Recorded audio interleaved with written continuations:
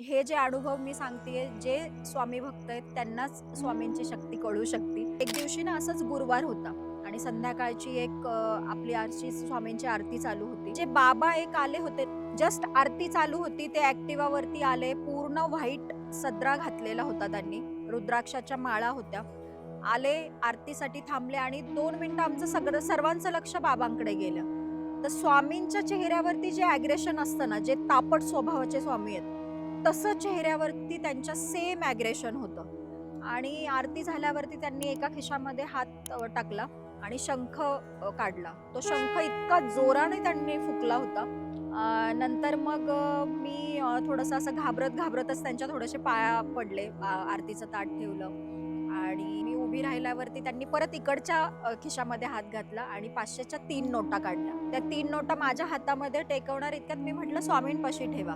तर त्यांनी माझ्याकडे इतकं रागाने बघितलं, म्हणे, "धर, ह्या पालकांवरती ते खर्च करायचेत म्हणे, ह्यांच्यासाठी गोड काहीतरी आणायचंय." मी त्यांना विचारलं सुद्धा होतं, की "बाबा तुम्ही कुठून आलात? म्हणजे तुमचं गाव काय?" असं केलं त्यांनी.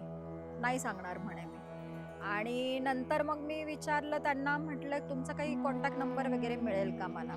त्यांनी एक मला मोबाईल नंबर दिला होता. आज तगायत स्वामींची शपथ, आज तगायत तो नंबर ना कधी लागला. मी अधून-मधून लावत असते. कधीही मला आठवण आली, की आज तगायत तो नंबर कधी लागलाच नाही. हे जे अनुभव मी सांगतेय, जे स्वामी भक्त आहेत त्यांनाच स्वामींची शक्ती कळू शकते.